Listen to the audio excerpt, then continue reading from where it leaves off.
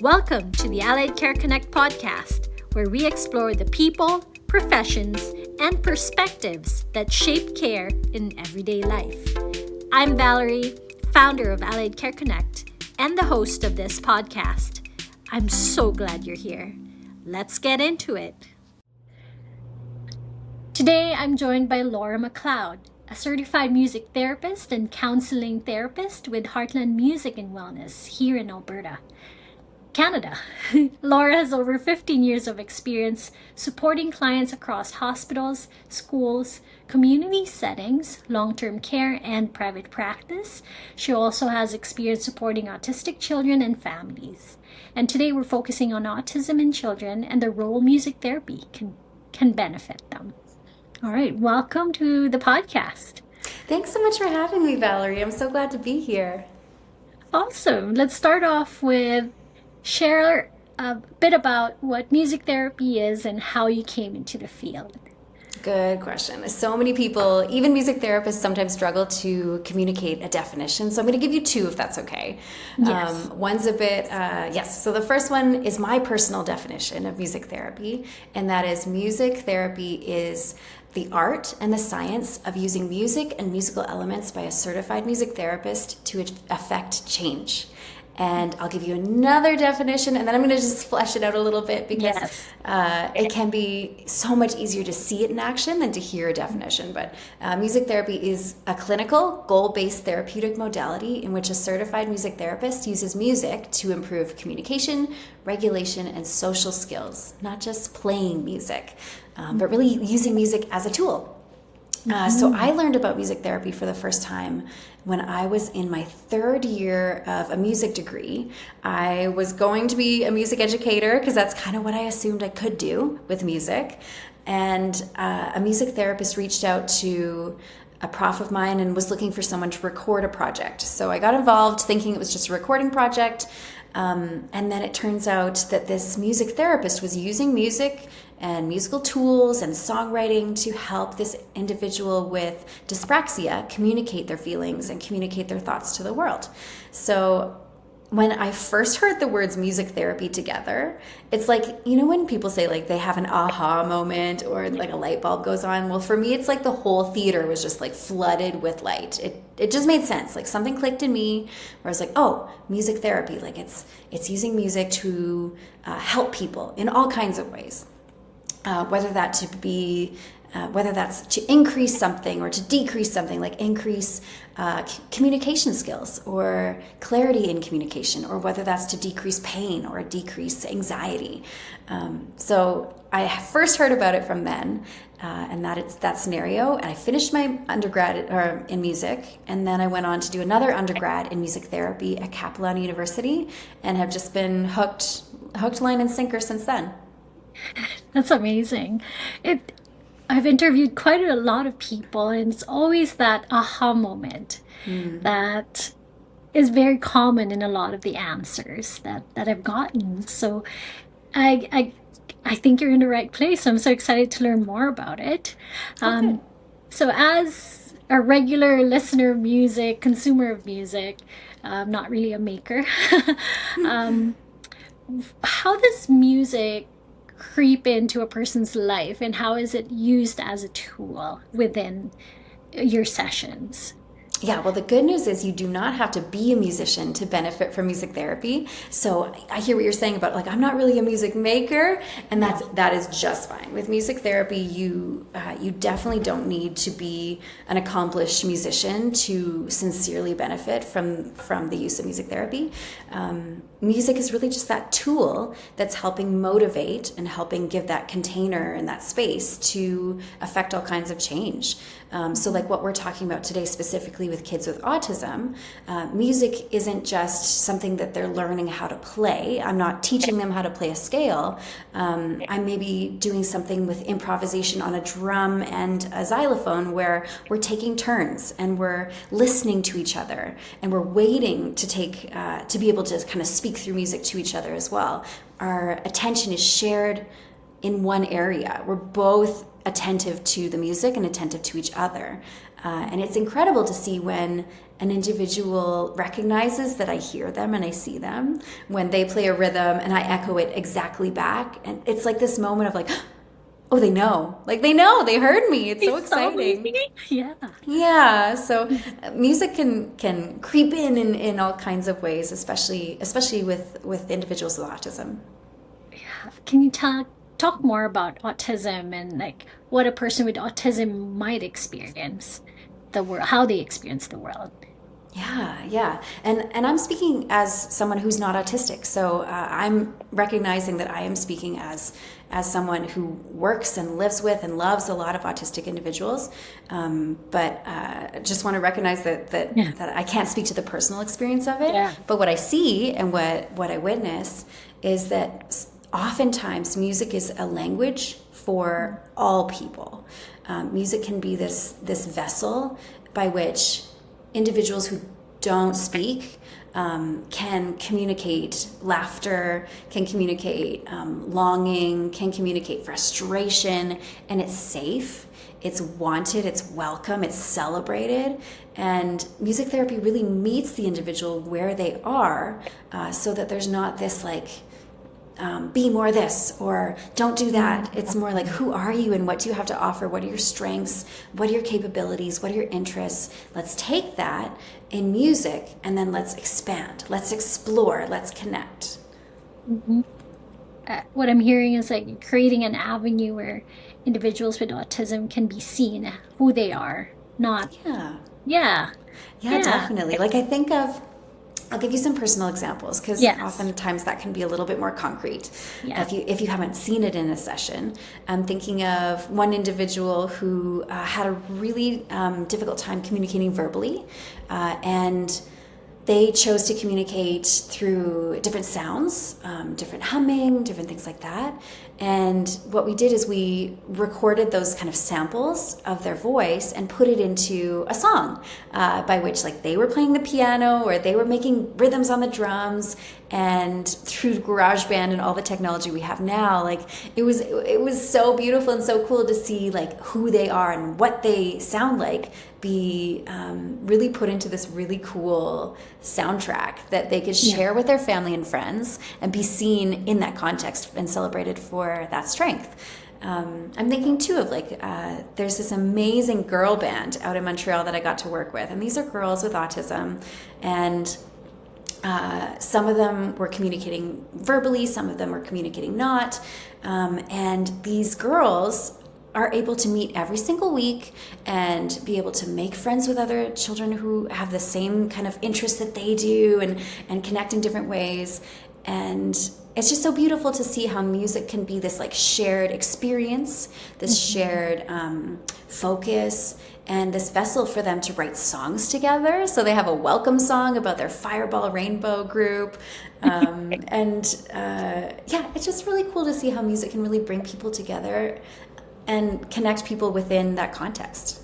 Yeah, seems to be across all abilities, across all cultures, across whether you're verbal or not verbal, or whether you communicate verbally or not.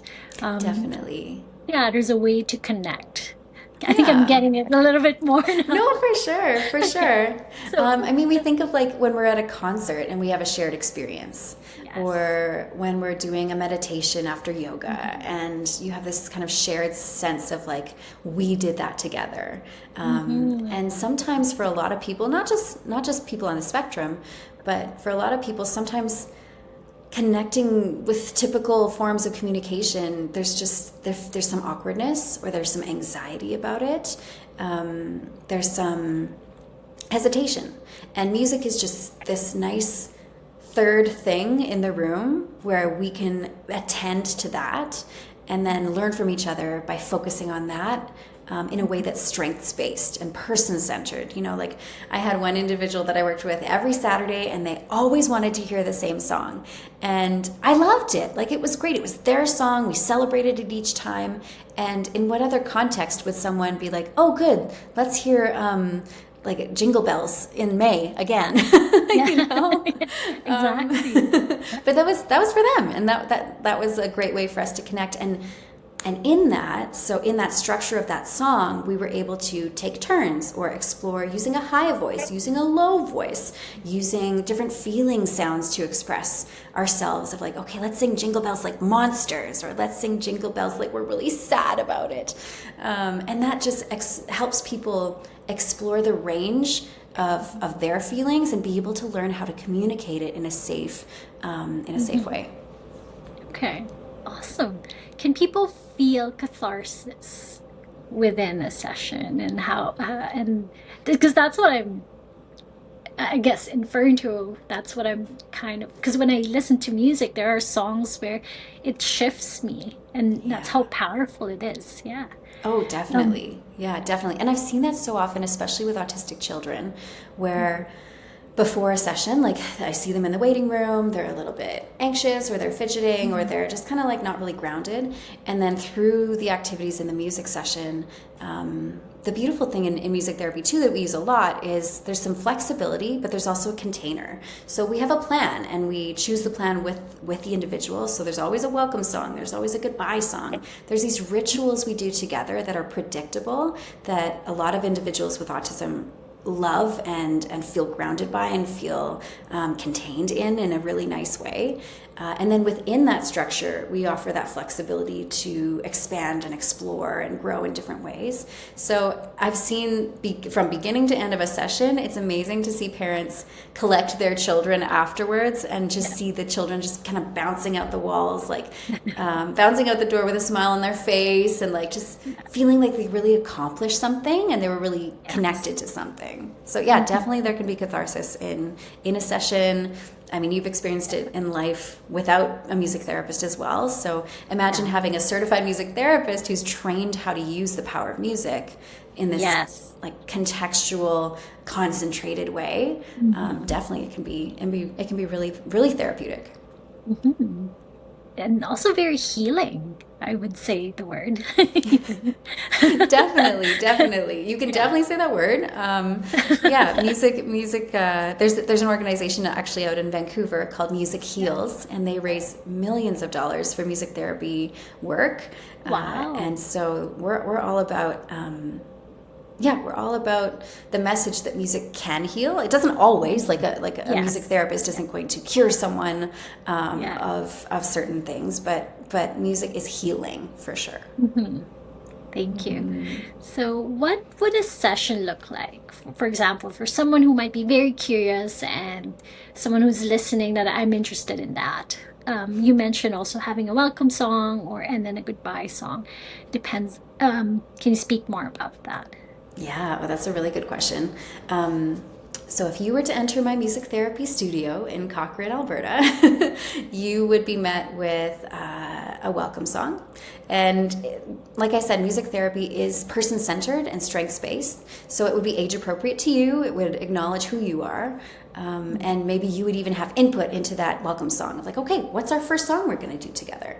And then there would be activities that foster whatever needs or whatever maybe aches or challenges you have, or areas of growth you want to pursue. If an individual is wanting to work on communication, it might involve singing. We might involve doing some singing with a microphone. We might involve doing certain songs that focus on certain vowels or consonant sounds. If your goal is more regulation, we might be doing some improv that involves like turn taking, like drum improvisation, or improvisation on the piano where we're listening to each other, we're stopping, we're starting. It would always involve maybe one of your favorite music activities or favorite music songs. Maybe it involves even listening to a song together and either discussing it afterwards or playing along in some capacity. Music therapists use live and recorded music when appropriate. And then at the end, we would close with some kind of ritual that's repeated each time. And that could be a goodbye song for a child. It could be saying their name, like, goodbye, Valerie, it was nice to see you today. Or it could be just their favorite song, like, okay, at the end of music, we're gonna do this pattern on the drum, and we're gonna play as loud as we can and be excited that we did it and we're finished and it's great and proud of ourselves. And then I would see you next week. That's so great. Oh, I love it. Thank you so much for sharing that. I'm just so curious since music is so universal, like what training did you have to, aside from school? Like, I'm assuming you need to know how to play music instrument or know how to sing. Tell me more about that. Yeah, that's a good question. So, certified music therapists definitely have that university degree. We all have undergrads in Canada. There's a Canadian Association of Music Therapists that regulates that gives guidelines for what music therapists need to have. And so, there's an undergrad. There's 1,000 hours of practicum. There's placements. 1,000 hours of internship, but before that, you're doing practicums in different sites, getting experience with populations such as long-term care, working with seniors, maybe in an educational setting, maybe in a community setting, maybe in a medical setting, maybe in private practice. So you have experience with a variety of different settings. Now in Canada, you need to write an exam as well and pass that exam to be a music therapist. You need to maintain credentials. So every year doing continuing education. So I say all that to say a lot of music therapists are also getting additional master's degrees, like master's in counseling, master's in social work, kind of allied fields that help round out the services we provide. I did my master's in music therapy and specialized in neonatal intensive care unit music therapy. So my thesis was about using music with premature infants and how that can benefit them and their parents and staff and all kinds of things like that. But I will also say that music therapists have years of their life that they've already been training. They've already been taking piano lessons since they were 5, or they've already been taking voice lessons or guitar lessons or investing in self-study. So when you see a music therapist, you don't just see this certificate that they've received afterwards, like maybe a year after high school. They have at least 4 years of an undergrad. They have at least 1,000 hours of an internship, and they've been playing music probably their whole lives as well. And to get into universities in Canada for a music therapy degree, you need to be proficient. You need to be really good on at least one instrument. There's one university in Canada that you could do like flute or violin or things like that. The university I went to at Capilano in Vancouver, you had to be proficient on piano and guitar and voice. So your music therapists have a variety of tools to use when they're working with clients. Wow. Okay. Proficiency in both piano, guitar, and sorry, what's the And other one? voice, yeah, And singing. voice. Oh, Yeah. okay. So this is like an entrance exam or like an Yes. entrance. Yeah, you Okay. have to audition. There's a Yeah. panel that will audition you and interview you, and it's pretty in depth, which is good because we want music therapists Yeah. across Canada to be skilled and Yeah. to be, providing excellent care to everyone. Absolutely. I have more questions.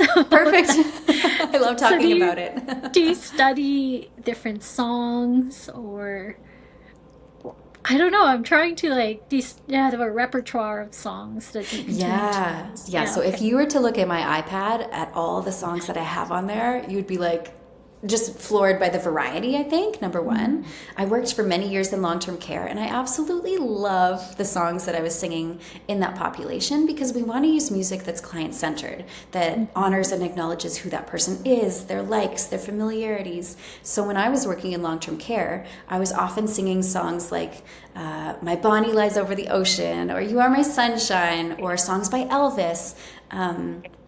And each song, like there's no one prescriptive song that will heal the world, although I'm Yes. sure there are many artists that are trying to write that magical tune.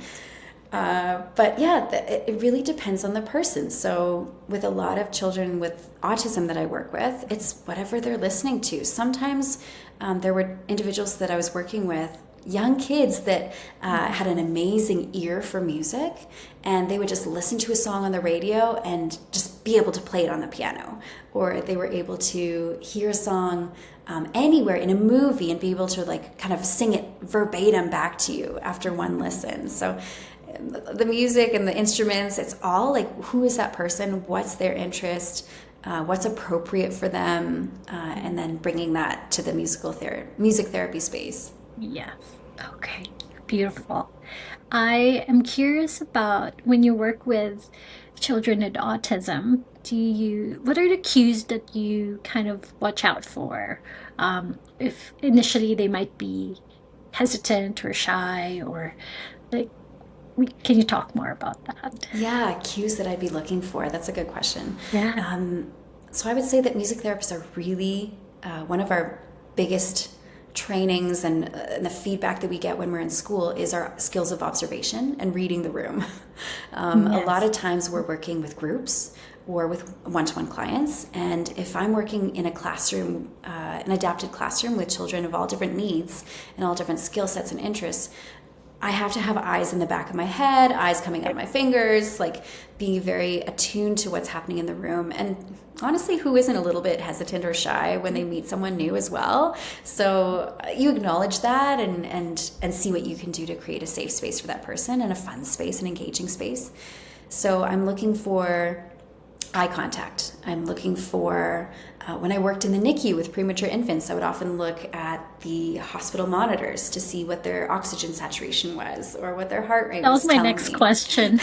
Yeah, Okay, keep going. it's very helpful when there's an actual TV screen being like, oh, this is what's happening. It's going well. Or maybe change this. I worked in my most recent job was working in oncology at BC Children's Hospital. So I would look at the monitor, but I'm also looking at energy level, looking at eye contact, signs of engagement, signs of tiredness. So with children with autism that I've worked with, they tell me who they are. They show me who they are. They show me how they're feeling without any verbal communication. So I'm looking for, just their energy in the room and feeding off of that in the music too. And what is their music telling me? And what is their tempo, their speed of playing music? How can we, is that a good feeling? Do we follow that, or does it need redirection? A lot of it's intuitive. A lot of it is years of experience. And a lot of it is getting to know that individual by paying really good attention. Yeah. Awesome. What do you think makes music so powerful? This is a person. Yeah. Yeah. If I get sciencey and like a little Yeah. neurosciencey, I'd say Yeah.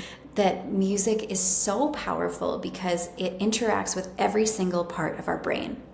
When someone is making music, their hippocampus is lighting up, both hemispheres of their brain are lighting up, their corpus callosum is going crazy if they're doing things with both hands or both sides of their body. The amygdala, like every part of our brain lights up when we do music. So I think that we were wired for music, just how we were designed or what's in us. We've had rhythm in our bodies and surrounding us since before we were born. There are so many research studies that prove that a mother's voice is the baby's favorite sound when they come into the world. And we also know that even in end of life, music can still really, really impact a person's somatic system. So I'll say that, like, physiologically and neurologically, we are wired to be affected and to engage with music. And then I'll just say on a personal level, there's something that's not within the senses, like the immediate, like there's something intangible about the Yes. magic of music. And that's what I love seeing every day, is that intangible, not quite able to place it with words, not quite able to describe it, moment where you're in the music and magic's happening and connections happening and people are feeling themselves and they're feeling grounded in themselves. There's the neuroscience-y version of why music just gets us and gets to us. Yeah. And then I think there's that mystical level and layer as well that, we can't always describe the feeling, but it's there. Yes. We haven't measured everything just yet, but it doesn't mean it doesn't exist. Yeah. Yeah. I was in a drum circle once, and they always talk about how we are our own bodies, ourselves, are musical instruments, like our heart beating. And I was wondering, like, if you could speak more about that and how. I know across cultures, ancient and modern, like drums are a great tool to like invoke I guess, a state.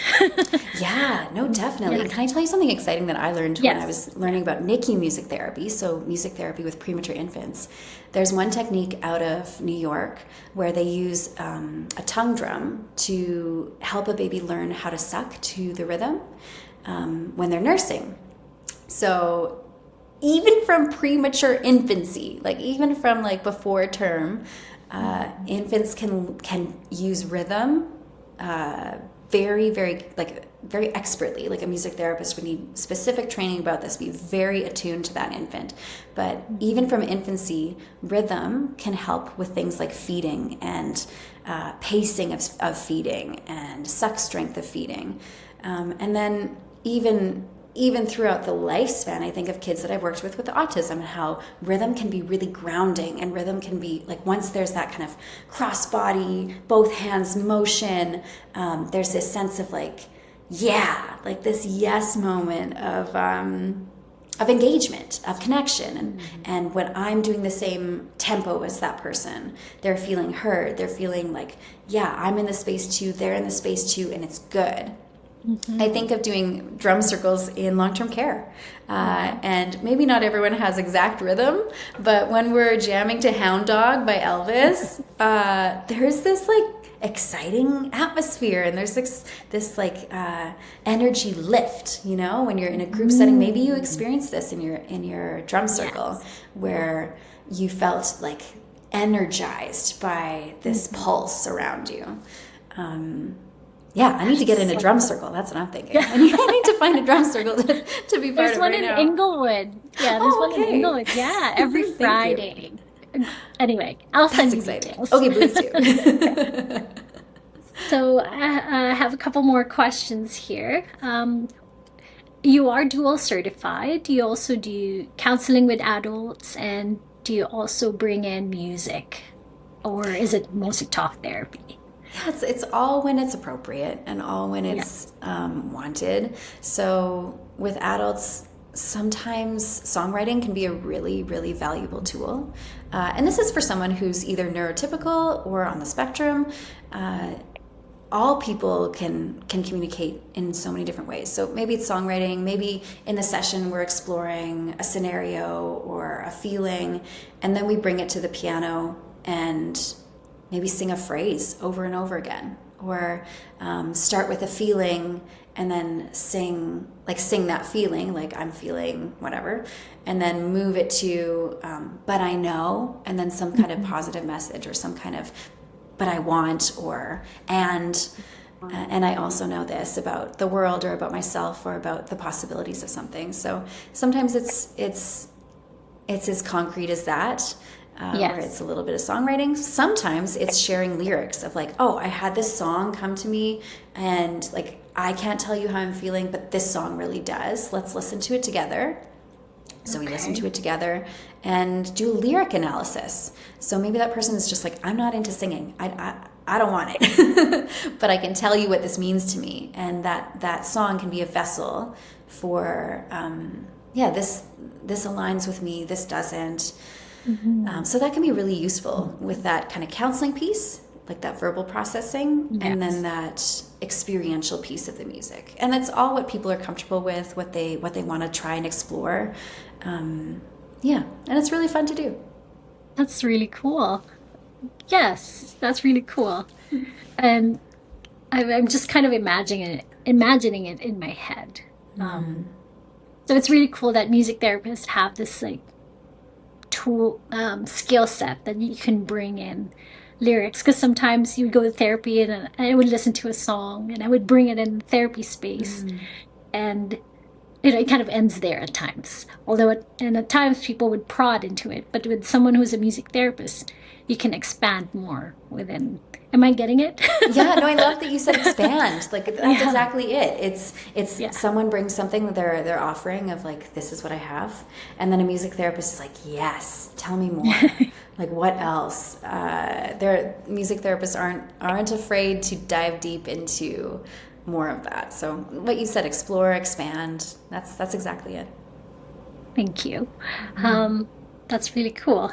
Is my last question is, what do you wish the public knew, or, well, maybe there's a misconception that you would want to clear about music therapy, or it's just like a knowledge that you would like to share right now to have whoever is listening Oh, that's a about really music good therapy? one. I'll try to keep it to 3 things. It's okay. And one is what I said at the very beginning is you don't need to be musical to benefit from music therapy. It can be something else that you try. Like, I see my own personal counselor to grow in my own personal life. And that's part of my team, my wellness team. So music therapy can be an amazing addition to your wellness circle, to your village of care. Yes. So I'd say, yeah, you don't have to be musical. 2, I would say that a lot of people don't know the training that comes with a music therapist, a certified music therapist in Canada. Not everyone can just call themselves a music therapist. We've done years and years of study and intentional work to hone our observational skills, to hone our musical skills, to expand upon our knowledge about various conditions, diseases, disorders, strengths and populations. So music therapists have usually worked with, like, from age 0 to 106. We have a wide variety of experience in our tool belt, and it is an evidence-based modality. The things that we do are research-based and research-founded. So even when I was writing my thesis, I wasn't just saying, oh, we think music therapy works for babies because it's cute. I was drawing on all the research from many, many different countries, Nordic countries, the States, Australia, Asia. There's so many different places that have already done incredible research that proves and quantifies the benefits of music therapy. So I would say also it's not just hoity-toity, floofy fairy dust. It is evidence-based. And then the last thing I would say is just you can find a music therapist. Reach out. I love talking about music therapy, as I'm sure you can tell through our conversation. So please reach out to me at Heartland Music and Wellness. But there are many, many music therapists all across Canada that would love to answer more questions and give a taste of what music therapy can do. Awesome. Thank you so much, Laura, for your time. I was going to ask again, like, because you already mentioned, where can they find you? And, like, if you have a website as well. This is your time to, Oh, I to love tell. that. Thank you. Well, that's very generous of you for giving me a space for that. They can find me straight up Google, Heartland Music and Wellness. You can see me on Google there. And the same on all platforms, Facebook, Instagram. The website is en route, so stay tuned for that. But you can already find me being very active on Instagram and Facebook with different tips and tools and ways to get connected. So if you're in the Cochrane area, I would love to chat with you about music groups that I'm doing for parents and babies and parents and children 3 and under. But yeah, excited to expand a whole lot more. So stay tuned for all the good stuff coming up. Okay. Thank you so much, Laura, for your time. My pleasure. Thank you so much for having me. It was a pleasure to chat. Thank you. Please note that the views, opinions, and experiences shared by podcast guests are their own and do not necessarily reflect the views of Allied Care Connect or the host. This podcast is intended for general informational and educational purposes only and is not a substitute for individualized professional, medical, psychological, or therapeutic advice. Inclusion of a guest does not imply endorsement of all views expressed. Thanks for listening to the Allied Care Connect podcast. We hope that added value to your day. To learn more about our guests, check out the show notes and visit us at alliedcareconnect.ca to learn more and explore other professionals on the platform. Till next time, see you then.